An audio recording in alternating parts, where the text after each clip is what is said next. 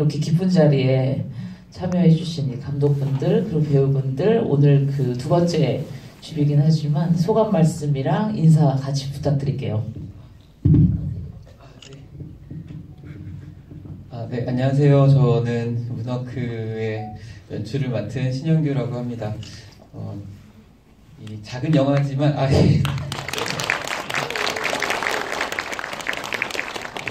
작은 영화지만 그래도 자리해 주셔서 같이 봐주셔서 다시 한번 감사드립니다. 네, 안녕하세요. 건석 역할을 맡은 배우 유승목입니다.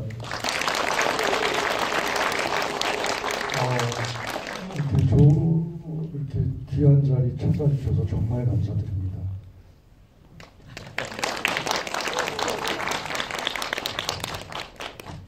안녕하세요. 문워크에서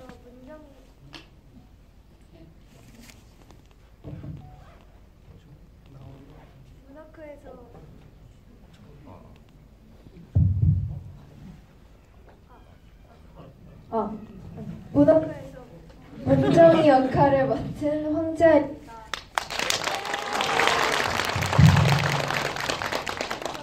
감사합니다. 힐링하고 가셨으면 좋겠습니다. 감사합니다.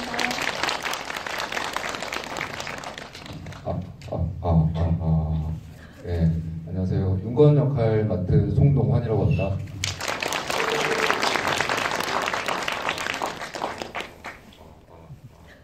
연휴 첫날 이렇게 와주셔서 너무 감사하고 새해 복 많이 받으십시오.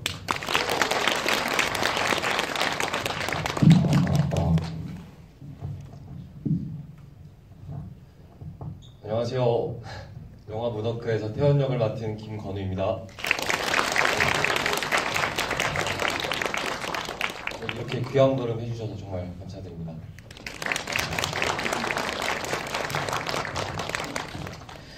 아까 제가 오늘 전속 매진이다 그래서 축하 말씀으로 이 줍이를 시작을 했는데 사실상 요즘 그 한국 영화가 개봉이 기적인 시대 아닙니까? 사실 그 개봉까지 해서 이렇게 관객분들 만나게 되게 된 것도 축하를 드리고 싶습니다. 감독님의 이력을 아시는 관객분들은 아시겠지만 사실상 적지 않은 작품의 촬영 감독이셨잖아요. 사실 할리우드에서는 드문드문 있는 그런 경우이긴 한데 한국에서는 사실 좀 특이한 케이스인 것 같아요. 감독님이 이 영화의 어떤 장편 데뷔를 하게 된 과정 그리고 오늘 그 캐스팅에 대한 얘기도 해주시면 좋을 것 같아요.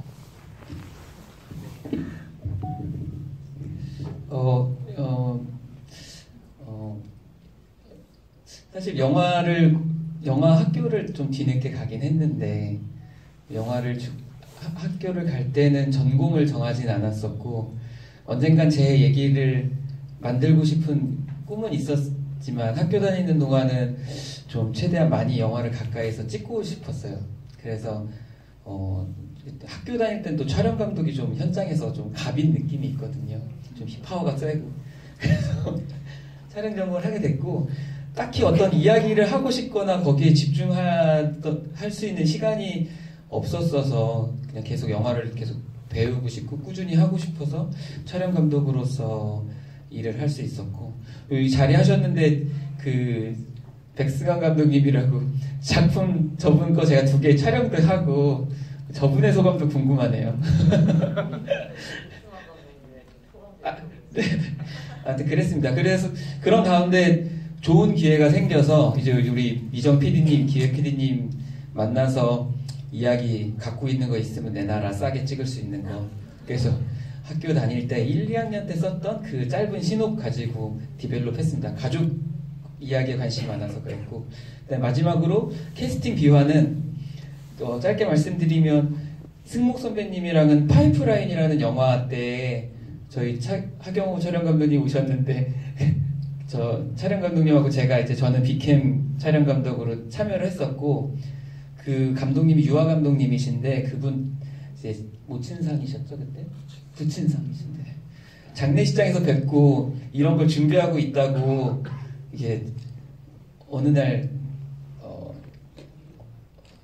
할아버지가 갑자기 집을 나가서 불행을 겪는 이야기가 있는데 그 할아버지는 왜 나갔을까요? 그랬더니 재밌어 이러셔가지고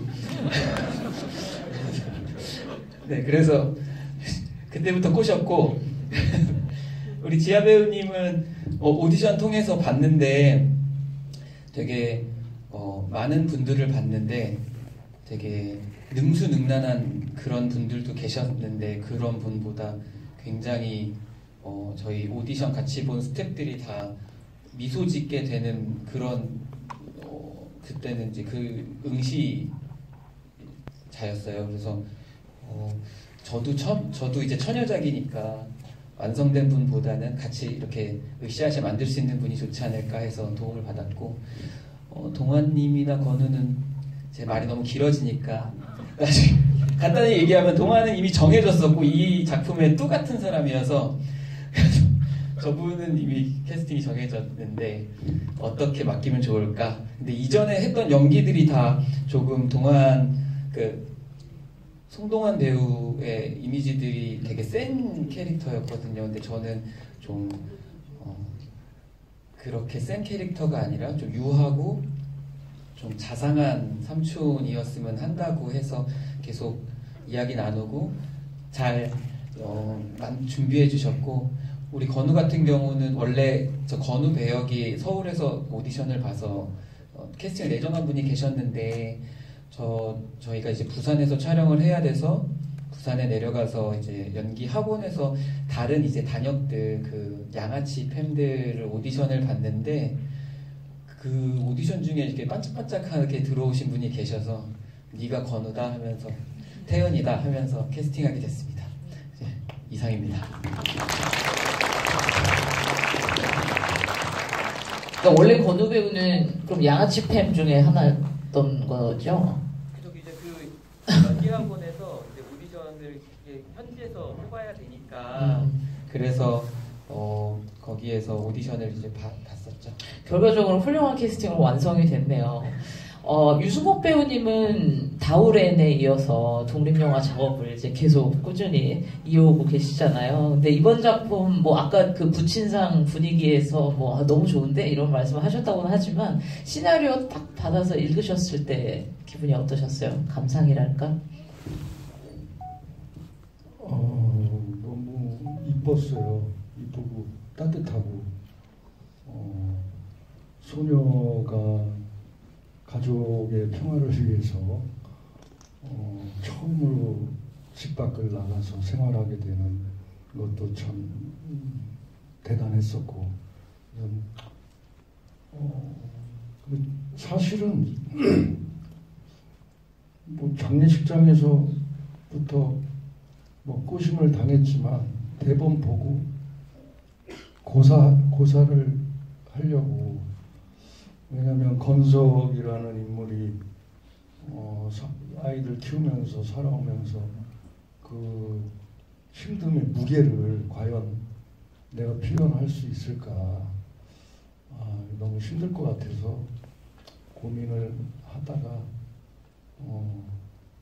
그래서 이제 와이프가 뭘 고민하냐고 그래서 나 이거 너무 내가 표현을 해낼 수 있을까 막 고민을 한다 그랬더니 무슨 배우가 그런 게 어딨냐고 혼나가지고 그때 뒤통수를 딱 맞고 그렇지 해봐야지. 근데 하길 너무나 잘했다는 생각이 들고 감독님 감사합니다.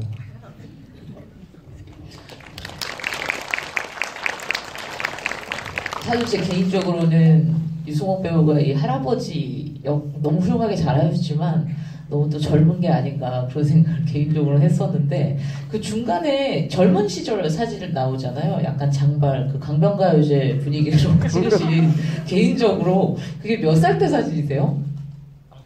네.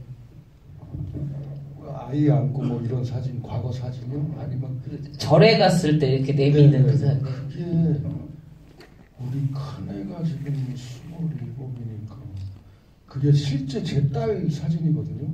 저도 그러면 그때가 한 20년 전 정도 되지 않을까 싶은데. 그럼 30대? 20대? 아 30대죠. 30대 사진. 정말 청년이시죠. 황재환 배우는 이번 작품이 첫 주연이자 그리고 이렇게 나름 또 규모가 있는 그러니까 아주 작은 역할보다는 좀 큰 역으로는 처음 프로젝트시잖아요. 근데 본인이 해석한 이 정이라는 캐릭터는 어떤 인물이었어요?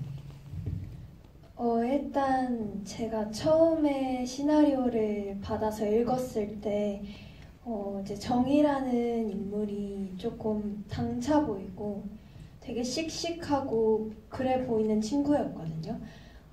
그런데 사실은 우울증 약을 먹고 있고 엄마도 알코올 중독이고 할아버지도 집을 나갔고 이런 조금 복잡한 상황 안에서 우울증을 겪고 있는 친구다 보니까 외적으로는 조금 당차고 그런 씩씩한 모습이 있는 반면에 내면적으로는 조금 아픔이 있는 친구라고 생각을 해서 저는 그런 부분이 좀 더 알아가 보고 싶었고 좀 배우로서도 그런 친구를 한번 연기해보고 싶었고 접해보고 싶었고 그리고 그 친구가 어떻게 그렇게 씩씩함을 유지할 수 있는지에 대해서도 좀 궁금해서 그런 부분을 열심히 연구하고 분석을 했던 것 같습니다.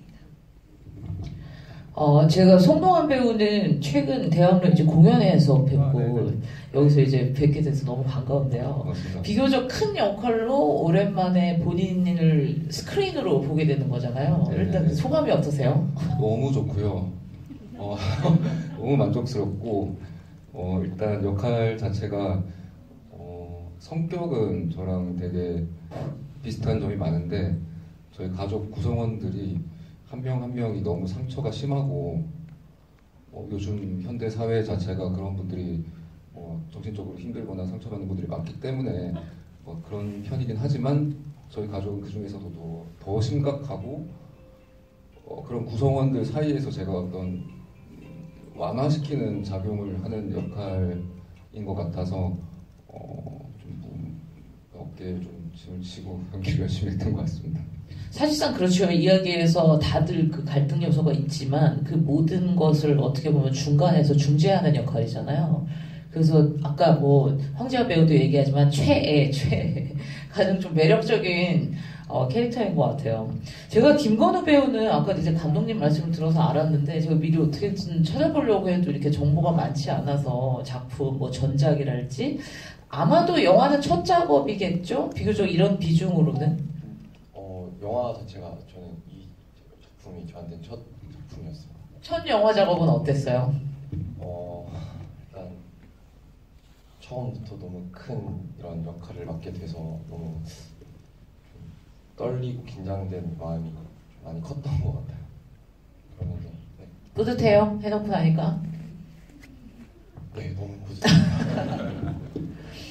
사실 제가 개인적으로 제일 좋아하는 장면은 그 오프닝 시퀀스예요. 그 뒤에 이제 지하철이 보이면서 일종의 딥포커스처럼 이렇게 보이는. 근데 어쨌든 감독님이 이 촬영 감독이랑 이력을 가지셔서 그런지 이 로케이션 촬영들이 굉장히 좋더라고요. 그래서 영화의 로케이션도 좀 궁금하네요. 저희가 적은 예산의 독립영화다 보니까 사실 뭔가 갖추거나 생각했던 거를 만들어서 찍을 수는 없고 최대한 로케이션 찾아다니면서 저희 촬영 감독님이랑 이제 저희 스태프들 조감독이랑 다 이렇게 다니면서 현실적으로 타협해 가면서 처음 생각과는 다르더라도 그래서 자꾸 만들었던 것 같고 원래 시나리오에는 저희가 이렇게 길게 노을이 저 뒤에 백에 걸리고 이제 그걸 등지다가 그걸 이제 마주보면서 가는 원래 돌아갈 때 이제 그런 걸 찍고 싶었는데 그런 로케이션을 저희가 찾기가 좀 부족해서 저희 동네가 그 네. 해가 반대쪽이었을 거예요. 지금 장면 너무 네. 감사합니다.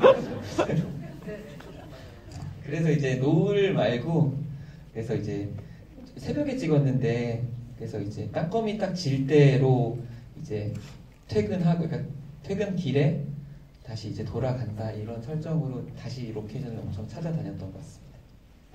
뭐 촬영 감독님도 오늘 오셨다고 하지만 그 본인이 촬영 감독이었기 때문에 기준점이 더 높지는 않았나요? 촬영 감독님의 의사를 되게 존중했고 걔 제일 파워풀하다 뭐 그런 얘기를 하셨잖아요. 저희는 되게 존중하고 서로 네. 네, 그러면서 네, 찾아다녔습니다. 결과적으로는 결과물이 굉장히 잘 나온 것 같습니다. 특히 부산 그 바다씬들도 너무 좋았고요. 라이프라이크란 그 이태리 식당은 실제로 있는 곳인가요? 지은 건가요? 아닙니다. 그것도 카페예요. 카페인데 너무 좋은 자리에 있어서 근데 저희가 설정상 카페 원래는 이제 이태리 충전소라고 이제 파스타를 만드는 그런 곳이었는데 거기가 카페이다 보니까 카페랑 파스타 뭐 이렇게 디자인한 것 같습니다. 그래서 아무래도 저예산이라 이거를 세트를 지어서 했을 것 같지는 않고 찾아야 될 텐데 정말 너무 잘 찾았다는 생각을 했어요. 바다와 항구와 이런 것들이 다 있어야 되니까. 네, 요거는 꼭 말씀드리고 싶은데 이 영화를 투자해 주신 분이 이제 안창욱 회장님이라고 자기 소개하지 말라고 무섭게 보고 계신 분인데 기장에 계세요. 기장에도 그래서 기장 쪽에서 내려오라고 해서 저한테 차 태워서 쭉 둘러보시면서 이미지 맞는 대로 찾아보라고 제작에도 굉장히 힘을 써주셔가지고 그래서 했습니다.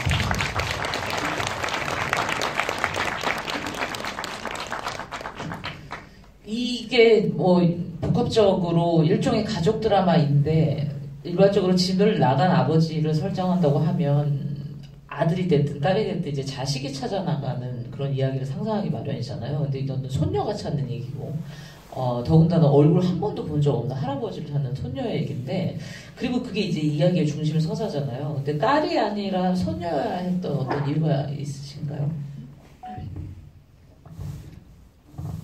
일단은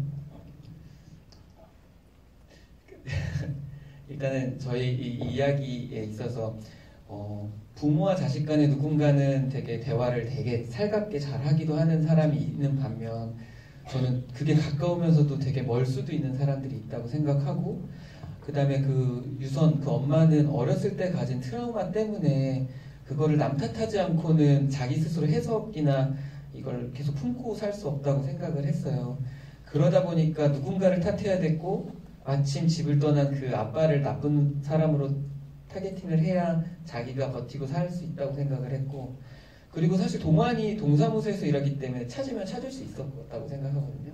근데 그 어른스러운 동생은 또 자기 누나를 기다려주는 거고 누나가 그 시간이 될 때까지 오히려 철이 없던 딸이 무턱대고 찾아가서 그들 부모와 그러니까 아빠와 딸이 만나서 화해할 수 있는 그 매개가 되지 않았나 싶었습니다.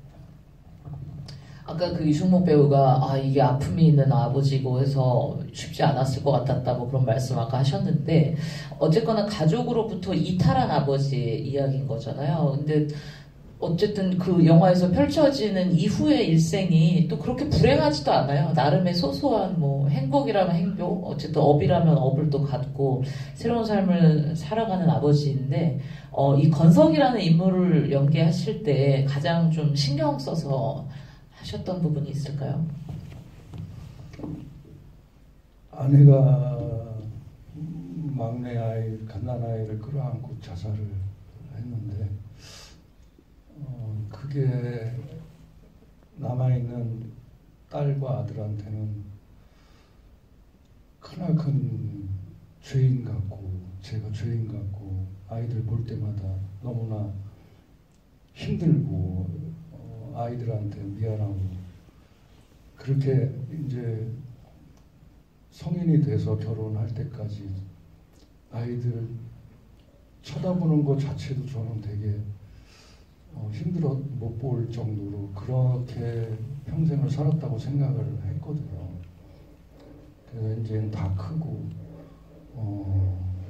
내가 아이들 이제 다 컸으니 이젠 내가 사라져줘도 괜찮지 않을까. 저는 이제 그 건석의 그 아픔을 가장 크게 생각을 했어요. 그래서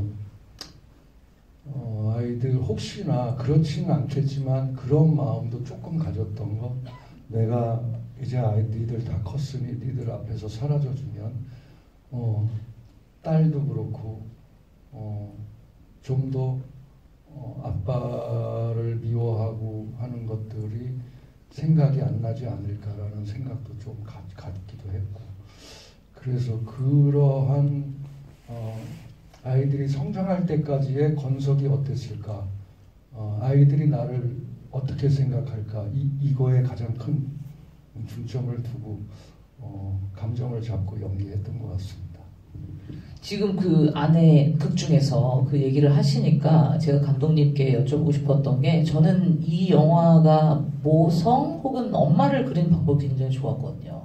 그러니까 예를 들어 뭐 정말 신화적인 모성을 품고 가는 엄마의 모습이 아니잖아요. 그 돌아가신 엄마도 그렇고 현재 엄마도 그렇고 굉장히 인간적이고, 일반적으로 한국 영화 특히 상업 영화에서 굉장히 클리셰적으로 그려지는 엄마들이랑 굉장히 다르다는 거죠.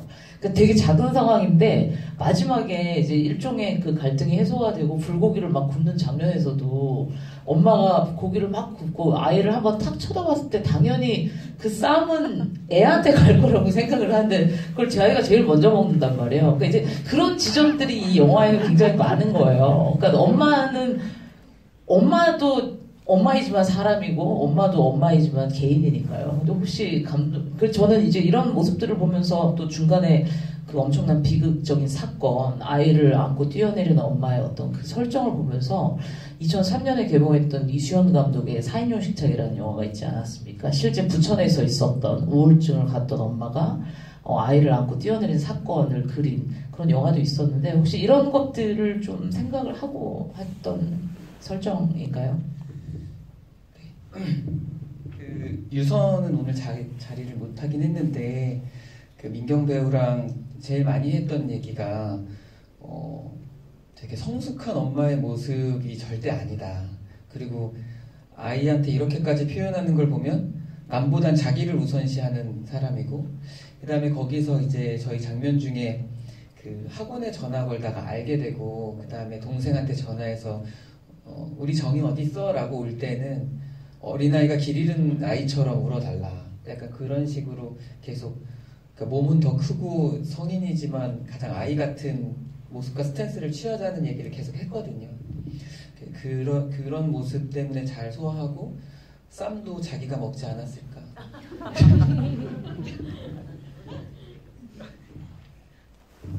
황지하면은 아까 뭐 첫 영화라고 말씀하시니까, 근데 또 상당 부분이 지방 로케이션이잖아요. 근데 로케이션 촬영 힘들진 않았어요? 네, 힘든 것보단 사실 저한테 문워크의 촬영은 정말 좋은 기억으로 남아있고, 사실 부산이기 때문에 더 예쁘게 뷰도 보면서 촬영할 수 있었던 것 같아요. 일반적으로 그 관객 입장에서 보기는 굉장히 좋으나 실제로 촬영이 힘들다라는 장소가 제가 알기로는 제주와 부산이거든요. 근데 그래도 순조로웠었나 봐요, 감독님. 네. 뭐 큰 무리 없었습니다. 어쨌든 저희는 다 서울인데 이제 이 근거지가 저희 부산 기장에 든든하게 계셔가지고 언제든 내려가서 잘 찍을 수 있었습니다. 아까 송도환 배우님 너무 이제 이렇게 대형 스크린으로 보니까 뭐 영화 너무 좋았다, 그리고 역할도 너무 좋았다 이런 말씀하셨는데, 본인의 클로즈업이 생각보다 굉장히 많이 나와요. 혹시 아시나요? 뭐 차 속에서도 그렇고 네. 이야기하는 장면도 그렇고. 네. 오늘 다시 보시니까 개인적으로 가장 좋았던 장면이 어떤 장면이세요? 사실 샷신이 감정적으로 제가 삶에서 참고 있었던 것들이 좀 표현이 되는 부분이니까 연기할 때 좀 신경을 많이 쓰긴 했던 것 같고요. 사실 모든 장면이 다 신경이 쓰였습니다. 권우 배우는 어떠세요? 가장 좋아하는 장면이 있어요? 저는 그 마지막에 짧게 나온 장면인데, 그 모든 사건이 해결되고 나서 이제 정이랑 혜연이가 이제 동아리 부시를 얻었을 때 그 장면이 저는 가장 혜연이 입장에서는 가장 행복했어서 그 장면이 가장 좋은 것 같습니다. 제가 마지막으로 하나의 질문을 더 드리고 관객분들에게 플로어에 마이크를 넘겨드리도록 하겠습니다. 이 영화에서 굉장히 부각되지 않지만 저는 음악도 굉장히 좋았거든요. 적재적소에서 잘 살았다고 생각하는데 음악 작업은 어떻게 진행이 됐나요? 임민주 음악 감독님이라는 분하고 작업을 했는데 시나리오 써서 영화 찍기 전까지 10개의 곡을 만들어 달라고 했었어요. 최대한 들으면서 또 때론 들려주면서 가고 싶다고. 근데 많은 게 뒤에 바뀌긴 했는데 그 드등 하는 그 메인 곡이 있거든요. 그 크레딧 올라갈 때 나온 곡. 그거는 사실 맨 처음에 만들었던 곡 그대로 이제 좀 중심을 잡아준 음악 같았습니다. 근데 어떤 분들은 또 좀 클리셰적이고 촌스럽다고도 하세요. 그 얘기를 굳이 칭찬한 사람한테 할 필요가 있었나요? 아니, 농담입니다. 아까 제가 이제 관객분들한테 마이크 넘겨드릴 텐데, 제가 질문 받기 전에 아까 그 백성환 감독님 오셨다고 말씀해 주셨잖아요. 신영 감독님이 이제 2편의 작품 촬영 감독으로 참여했던 백성환 감독님께 제가 먼저 마이크를 좀 드려보려고요. 그러니까 일종의 뭐 사수까지는 아니지만 그래도 선배로서 오늘 영화 어떻게 보셨는지 너무 궁금합니다. 제가 멍석을 이렇게 크게 깔아드렸는데. 마이크 가는 동안 사실 사수는 저기 하경호 촬영 감독님이 사수고 여기 감독님이시고.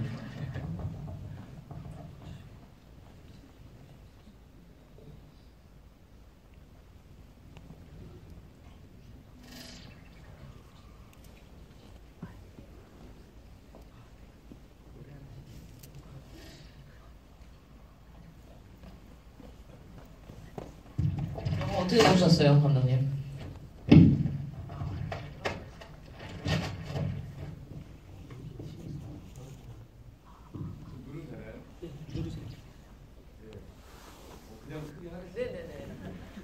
제가 오면서 생각을 해보니까 2년 전 구정 아침에 이 영화를 감독님이 스크린으로 주신 걸로 제 동생과 봤는데 그때 제가 2번 울었습니다. 오늘은 3번. 그랬고 저는 제일 좋아하는 장면이 평론가님 말씀하셨지만 오프닝에 새로 쇼폼 콘텐츠인가 오해를 불러셀 만한 그 오프닝 장면과 홍동환 배우의 그 자동차 누나 폭발씬 굉장히 좋아해서 잘 봤고 제 영화 촬영하실 때 이 정도 에너지 더 써주셨으면 이거 정말 너무 잘 봤고 감독님 앞으로 계속 연출 잘 하실 거라고 생각하고 잘 봤습니다. 든든하네요. 제가 마이크를 먼저 드리기를 잘한 것 같네요. 오늘 첫 질문의 주인공이 되실 관객분은 누구십니까? 여기 앞에 마이크 부탁드릴게요. 마이크 안 할까요? 그냥 할까요?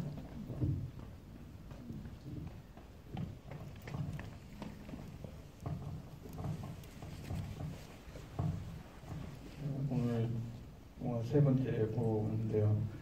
그 영화를 볼 때마다 저희 부모님 생각이 나가지고 볼 때마다 눈물을 흘리게 되는데 저희 어머님도 몸이 안 좋으셨는데 어디가 아픈지 몰라서가지고 그래가지고 일찍 돌아가긴 했는데 그 보면서 이제 그 어머님이 생각이 나가지고 되게 감정을 이입하면서 봤는데 그 영화 되게 감정 있게 잘 만들어가지고 다른 사람한테 꼭 추천하고 싶은 영화이고 그 제가 질문하고 싶은 거는 그 영화 촬영 장소가 그 검색을 해보니까 실제 기장군 동백리에 있는 그런 카페 베이커리점이 있는데 거기서 촬영하신 게 맞는지 그리고 지난번에 되면 한번 돌아가 보겠습니다. 그리고 그 영화 속에서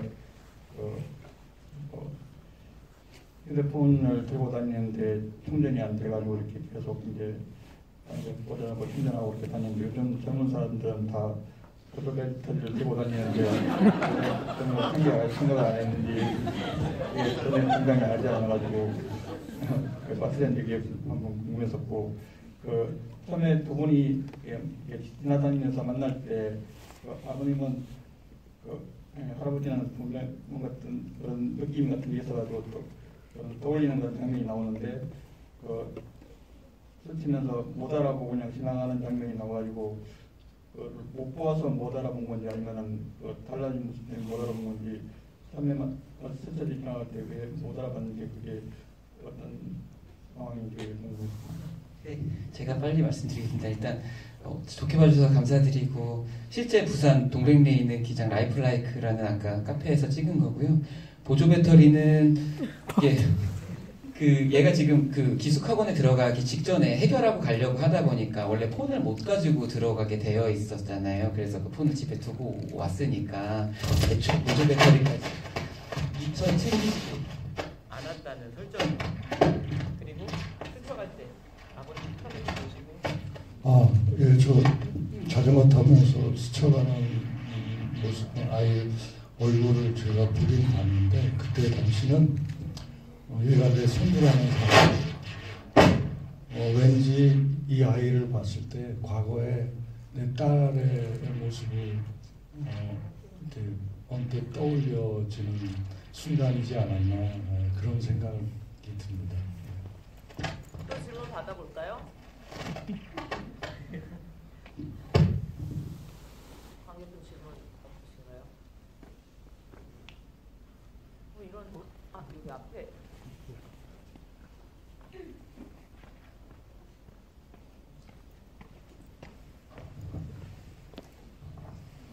네, 영화 너무 잘 봤습니다. 네.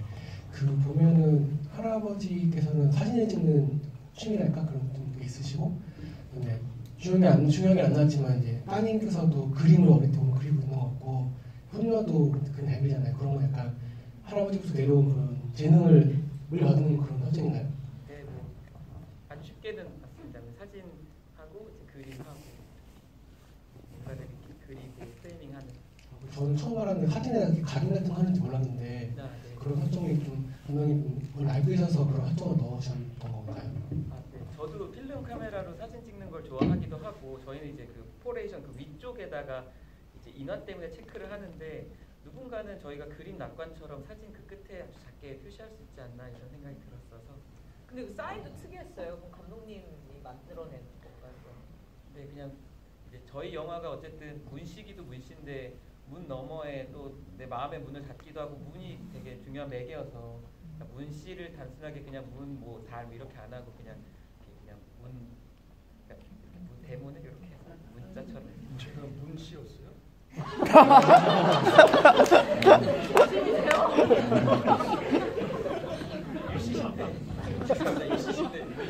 영화에서 문씨십니다. 원석으로만 나온 문정이 그가 왜 문워크인지 아셨어요? 저번 시상 지구일 때 처음 알았어요. 정의가 완벽히 알고 있어서 알려줘가지고 우린 물어보지도 않았어. 왜 문워크냐고. 아니 뭐 제가 관객분들 질문 나올까봐 나중에 이렇게 쟁여놨다가 안 나오면 물어봐야지 하긴 했는데 이게 문워킹 처음에 개봉 전에 치면은 아무래도 이게 개봉 전이라서 그런지 마이클 잭슨 다큐멘터리가 먼저 나오는 말이에요. 지금 이제 문워킹 치시면 이제 이 영화가 먼저 나오긴 하는데 사실 이제 영문은 문스워킹이잖아요. 그래서 문 씨의 뭐 걸음 뭐 이렇게 이제 해석을 할 수도 있는 것이고. 근데 혹시 다른 소설들이 있었나요? 그 제목을 이렇게 지으신 건 뭐 직관적으로 알겠는데. 사실 처음에 지었던 제목이 원래 이태리 충전소였어요. 그러니까 그때는 이제 건석의 에피소드가 좀 더 있었어요. 그러니까 서울에서의 그 정의와 부산에서의 건석 에피소드가 있었을 때는 이태리 충전소라고 했는데 이거를 그 당시에 이제 최미 작가랑 지금은 많이 변질되긴 했지만 얘기하면서 아예 그냥 이제 로드무비 같은 쪽으로 좀 더 적극적으로 하자 하면서는 그때부터는 좀 시간을 되돌리며 필요한 화해의 시간, 그다음에 모든 것들을 넣어서 워킹이 그때부터 좀 일찍 됐던 것 같습니다. 네. 제가 사실 항상 이렇게 독립영화, 그러니까 영화 집이 가면은 먼저 물어보는 질문이긴 한데 늘상 보면은 첫 제목이 아니더라고요. 항상 제목이 바뀌고 그 여러 가지 선택지들이 재밌는 것들이 많아서 제가 여쭤봤습니다. 또 질문 있으신가요? 여기 가운데 예쁜. 안 할까 봐요, 그냥. 지금 마이크 쓰셔도 될 것 같아요. 그래요? 같이.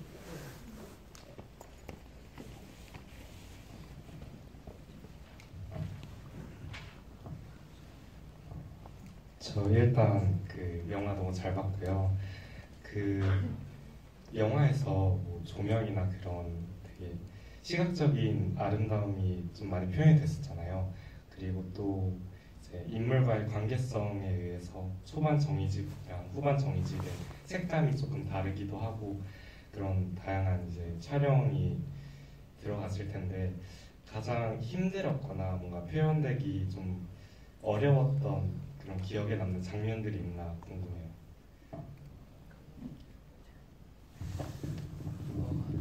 촬영적으로 기능적으로 힘들었다는 거 어떤 게 힘들었냐고 물어보신 거죠. 네, 그러니까 연기보다는 어쨌든 그냥 세팅이나 촬영적으로 그러니까 미장센적으로 영화적으로 이제 표현됐으면 좋겠던 그 분위기라던가 그런 것들이 사실 제가 제일 중요하게 생각한 지점이 두 군데가 있는데 하나가 병원에 있는 건석을 찾아오는 유선 그래서 둘이 만나는 시퀀스랑 그로 인해서 그 다음에 건석의 꿈에 이제 자기 아내를 만나는 시퀀스 이 두 시퀀스를 진짜 잘 찍고 싶었어요. 되게 아름답고 좀 더 이렇게 더 드라마틱하고 되게 회화적으로 표현하고 싶었는데 그거 저희가 이제 현실적으로 적은 예산에 적은 회차에 주어진 공간에서 빨리 찍어야 되는 몫이 생기다 보니까 그런 지점이 표현이 안 되거나 좀 아쉬운 지점이 있습니다. 근데 그거는 제 아쉬움이고 배우분들께서 너무 잘 표현해 주셔서 그게 좀 저만 이제 그 부분이 아쉽게 느껴지고 그 부분이 가장 이제 인상적인 장면이 된 것 같아서 지금 말씀드립니다. 제가 아까 여쭤보고 싶은 게 있었는데 감독님이 어쨌든 현장에 가장 이렇게 가깝게 있었던 촬영 감독으로서 그랬었지만 사실 이제 연출자로서는 첫 작품을 경험하신 거잖아요. 이제 이렇게 다 끝내놓고 나니까 가장 내가 이제 영화 감독으로서 싫었던 점과 가장 좋았던 점은 어떤 거였는지 너무 궁금했어요. 좋았고 싫었던 점이요? 좋았던 거는 배우분들하고 작품적으로 얘기할 수 있는 거 너무 행복한 일 같았어요. 저희가 사실 촬영할 때는 배우분들하고 캐릭터에 대한 얘기를 하기보다는 50원어치만 옆으로 가주세요. 여기서 여기까지만 걸어가세요. 안 그럼 넘어갑니다. 뭐 이런 얘기 친하긴 하지만 그랬다면 연출하면서는 배우분들하고 이 캐릭터를 놓고 같이 얘기하면서 만드는 점 너무 좋았습니다. 반대로 가장 힘들었고 싫었던 점은 이 배우분들을 계속 만나야 되는 그 스트레스가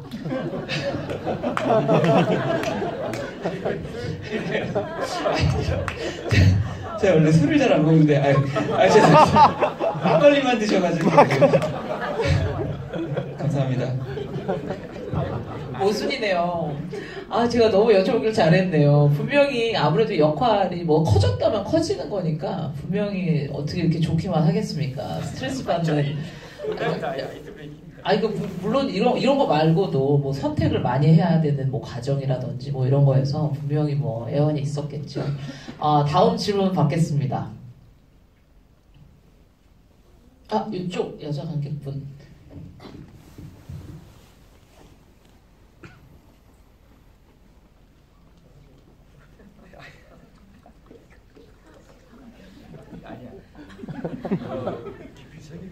깊이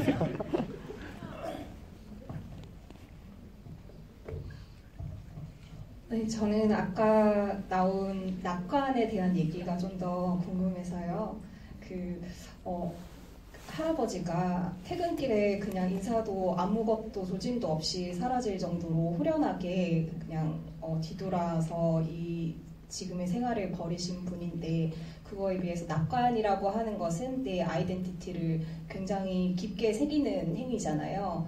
그래서 그것이 되게 상충되는데 어떤 마음일까? 나는 이들을 버리고 두고 사라졌지만 그래도 언젠가는 찾아줬으면 하는 마음일까?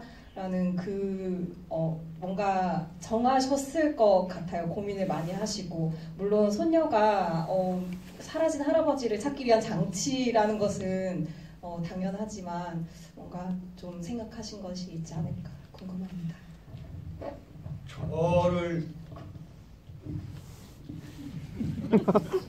저를 찾아줬으면 하는 마음은 1도 없었습니다. 그건 없고 그리고 처음 제가 떠날 때 아들 전화를 받고 그 떠날 때 정말 편하게 떠난 게 아니거든요. 그거 말씀하신 거죠. 아마 거기서 돌아서서 이제 가족을 떠날 때의 그때 그 심정이 거의 이 영화를 관통하는 감정이지 않을까 생각해요. 그래서 뒤에서 아내를 꿈에 만났을 때도 그 돌아설 때의 마음이 그런 마음이었다고 생각을 하고 그런 아픔을 가지고 저는 떠났거든요. 그리고 떠나서 생활할 때도 뭐 아까 말씀하셨지만 편안해 보이긴 하지만 결코 편하지가 않거든요. 늘 자식들 생각나고 늘 죄인처럼 물론 혼자 나와서 살지만 전 그런 마음이었습니다. 네.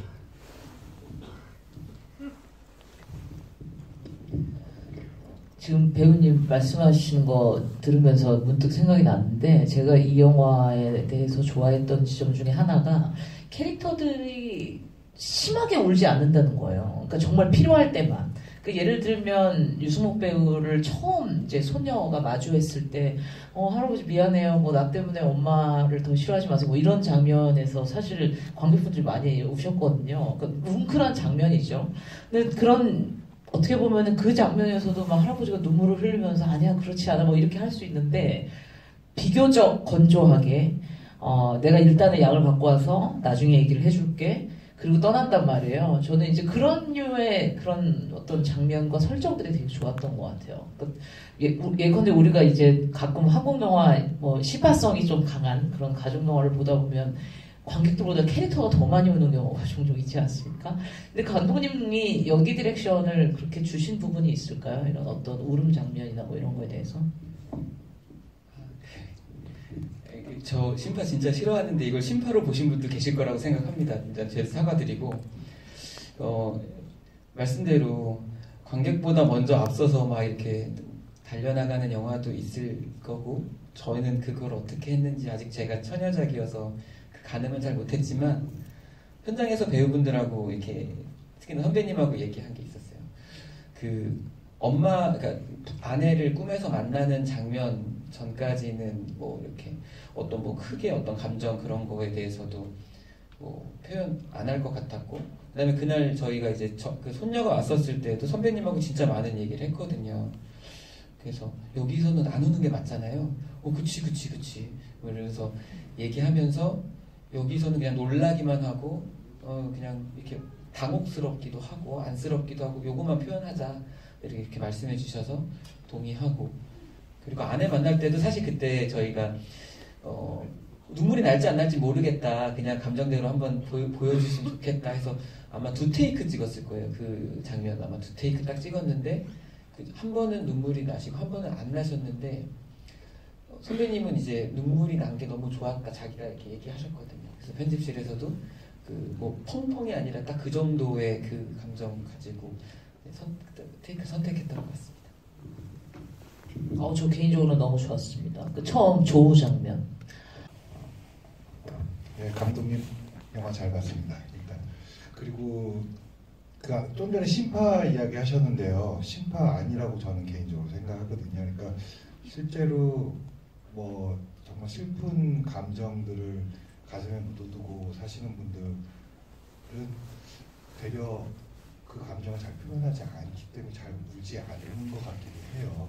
그래서 되려 저는 전체적으로 영화를 보면서 상당히 무거운 주제인데 그 배우님들의 그 적절한 감정들을 이렇게 잘 절제하시면서 표현하시는 게 되게 빨려 들었었고요. 감독님께 질문 드리고 싶은 건 2가지인데 첫 번째는 가족의 패밀리 네임으로 문도 있고 또 아까 그 어떤 상징적인 문도 도어의 의미의 문도 있는데 저기 달이 있거든요. 그리고 우리가 이렇게 네이밍이라는 건 되게 중요한 건데 처음에 영화 제목을 봤을 때 문워크라고 그러니까 분명히 달과 뭔가 연관이 되어 있는 어떤 함축적인 의미가 또다시 종이적으로 있지 않을까 하는 궁금증이 있고요. 다른 거는 감독님이 이런 어떻게 보면 인간이 갖고 있는 남들한테 드러내지 못하는 그런 아주 뭐라고 표현을 드릴까요? 감정을 다루는 드라마를 쓰시게 된 계기라던가 아니면 이 시나리오를 언제 몇 살 때라고 여쭤보면 좀 그런가? 아무튼 언제 쓰셨는지 좀 궁금합니다. 빨리 말씀드리면 네 저만 너무 말 많이 한 것 같아 지금. 일단 달에 대한 거에 대한 표현은 이제 닐 암스트롱이 달에 딱 첫 발을 디딘 장면이 사실 저희가 유선이 이제 그러니까 정의가 건석한테 닿은 장면보다는 유선이 그 병실에 갈 때 저희가 고속으로 찍어서 그 걸음을 가거든요. 그래서 이제 드디어 달 착륙에 성공했다. 네, 이 정도입니다. 그 이상의 문의 의미는 없고요. 그 다음에 두 번째는 제가 이거를 시나리오를 쓴 게 2008년 제가 28 정도였던 것 같은데 그게 제가 좋아하는 가족 영화가 메종드 히미코라는 영화고 그거를 보면 성소수자 그러니까 게이분들이 따로 어딘가에서 함께 사는 이야기예요. 근간이.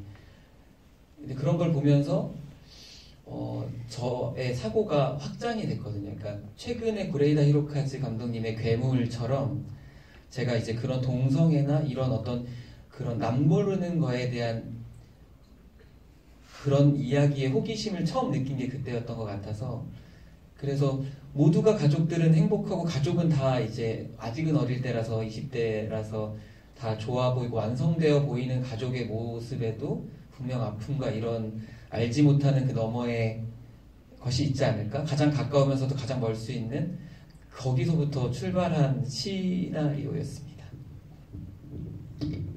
2008년에 쓰셨으면은 촬영 기준으로 해도 10몇 년이 흐른 이야기인 거잖아요. 그럼 시대성을 좀 반영을 하셨겠어요? 그때는 시나리오를 완성고를 쓴 게 아니라 5장 정도의 트리트먼트를 썼고 그거 가지고 이제 미정 PD님 만나서 시나리오로 썼습니다. 또 질문 있으신가요? 또 뒤에 관객분.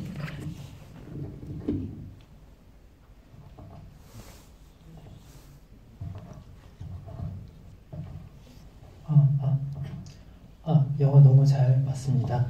네, 계속 감독님과 류승국 배우님 위주로 이제 전개가 되다 보니까 저는 이제 황지아 배우와 김건우 배우께 좀 물어보고 싶은 게 있는데요.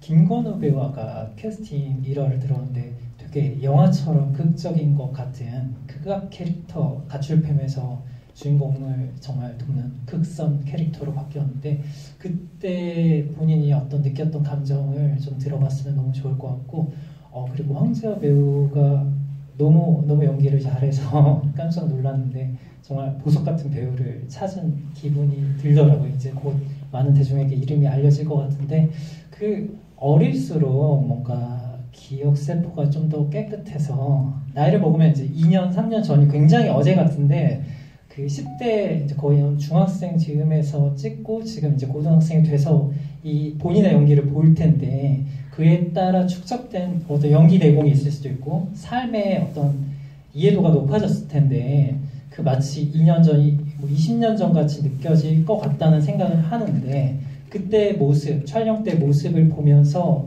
본인의 연기가 본인의 그때 캐릭터에 대한 이해도나 이런 게 어떻게 느껴지는지 지금 이제 나이를 더 먹은 황지아 배우에게 듣고 싶습니다.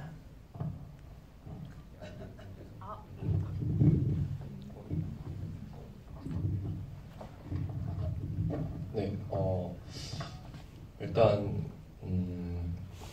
그 당시에는 가출팸이라는 역할로 오디션을 보러 들어갔는데 감독님께서 태연이라는 친구의 대사를 주시더니 한번 읽어보라고 하셨어요.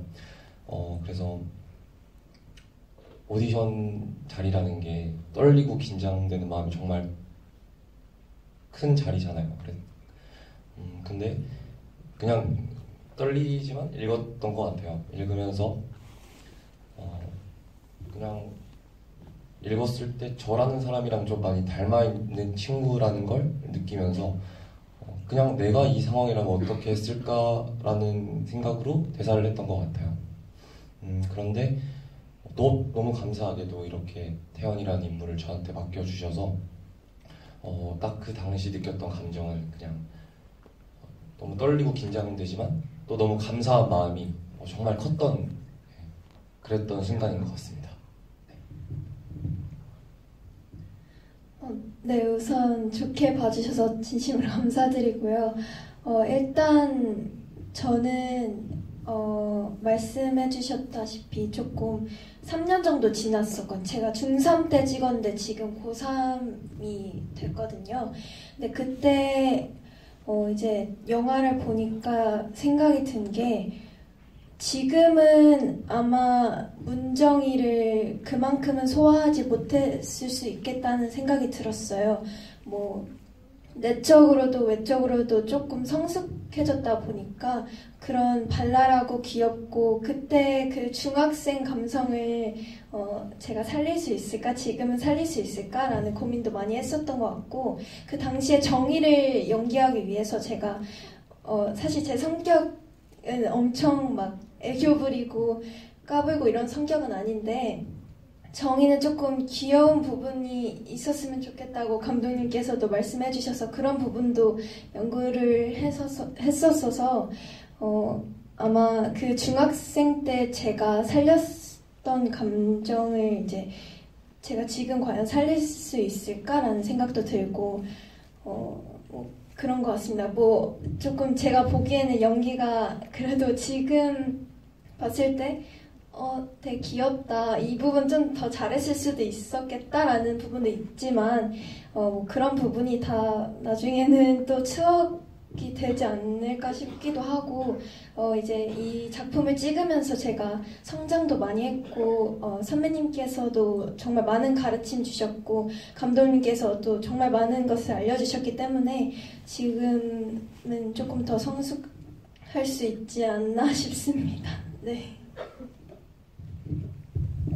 아니 지아 배우님 얘기 듣는 게 너무 재밌네요. 그때는 너무 어려서 지금은 내가 그걸 못할 것 같다. 내가 너무 컸다 이제는. 너무 깜찍하고 귀엽습니다. 여기 너무 잘하셨고요.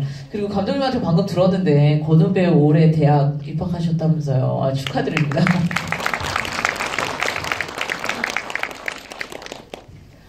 제가 질문 2개만 더 받으려고 합니다. 이번 질문의 주인공은 어떤 관객분에게 드릴까요? 마무리. 그럼 마지막 질문 하나만 받도록 하겠습니다. 날이면 날마다 오는 기회가 아닙니다, 여러분. 저쪽 뒤에.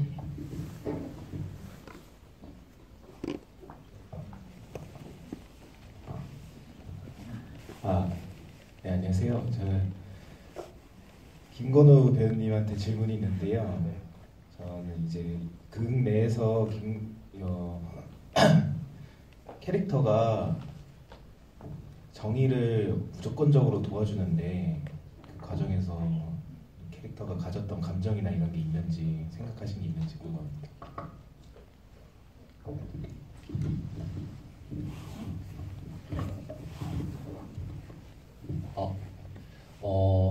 일단 태연이라는 친구가 이렇게 정의가 이런 가족 그런 어떤 이야기를 이렇게 풀어나갈 때 무조건적으로 지원을 하고 도와줬잖아요. 그 부분에 있어서 저는 정의라는 존재가 태연이한테 어떤 존재일지 그 부분을 좀 많이 신경을 썼던 것 같아요. 단편적으로 봤을 때는 친구 관계이지만 또 태연이가 생각했을 때는 그 정의를 바라볼 때 그 친구 이상으로서의 관계를 생각하고 또 마음이 쓰이고 신경이 쓰이고 이제 그러다 보니 어쩔 수 없이 그렇게 정의를 계속 도와주고 마음을 쓰고 신경을 쓰지 않았나 저는 그렇게 생각했습니다.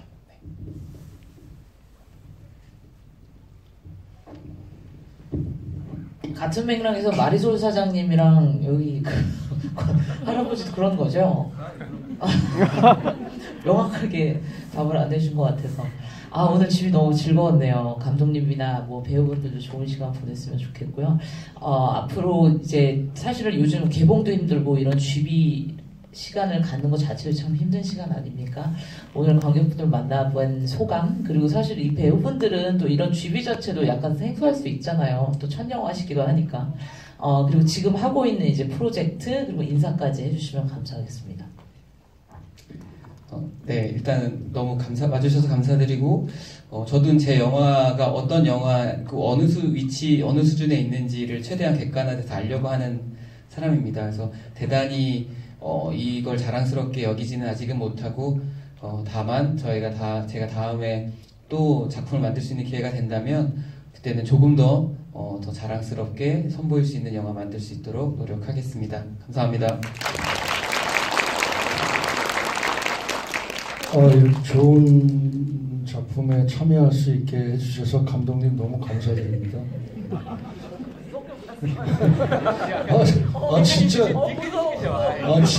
진짜예요.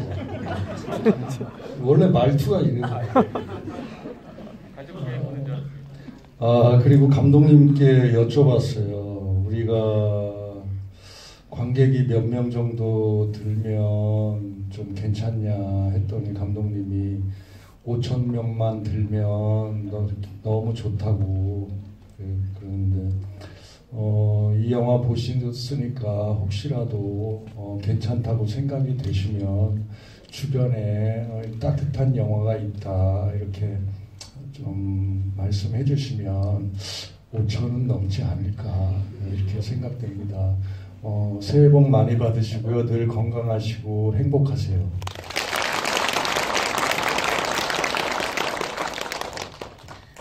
일단 첫 주연 작품으로 이제 이 영화가 드디어 세상에 나온 기분이 되게 설레면서도 어떻게 보셨을지 되게 궁금한데요. 저는 저희 영화가 다른 꽃집에 있는 그런 화려한 꽃들보다 이제 길거리에 있는 들꽃같이 좀 소박할 수는 있더라도 더 예쁜 그런 꽃이지 않나 싶습니다. 좋게 보셨다면 소문 좀 잘 내주시고 저도 앞으로도 더 열심히 연기하고 그러겠습니다. 감독님 감사합니다.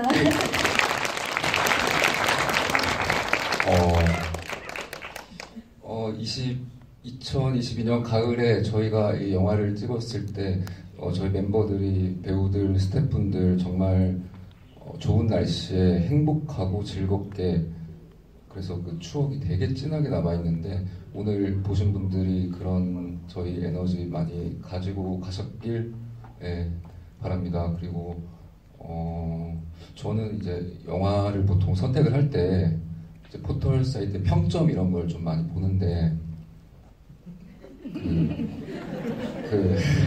부탁드립니다. 감독님 감사합니다. 제가 최근에 정말 많이 쓰는 말이 있습니다. 이제 감사합니다라는 말을 정말 많이 쓰는데요. 관객분들께도 말씀드리고 싶습니다. 정말 감사드립니다.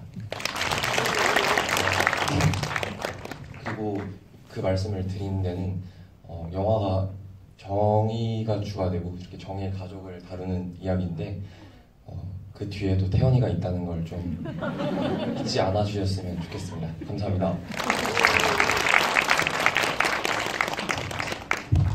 오늘 관객분들 끝까지 이렇게 남아주시고 같이 웃어주시고 질문해주셔서 감사합니다. 저희 일동 인사하고 주를 마치도록 하겠습니다. 인사. 감사합니다. 오늘 와주십시오.